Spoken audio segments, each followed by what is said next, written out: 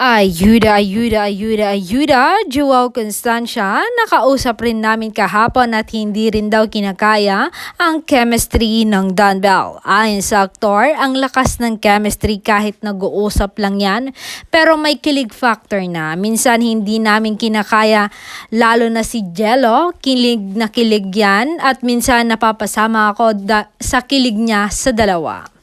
At ang mas kinakikiligan namin ay yung kung paano kiligin si Donnie.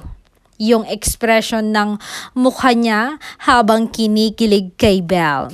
At masaya ako, ganun pa rin sila hanggang ngayon. Kitang-kita mo yung pagmamahal nila sa isa't isa at yung tibay ng kanilang pundasyon sa kanilang relasyon.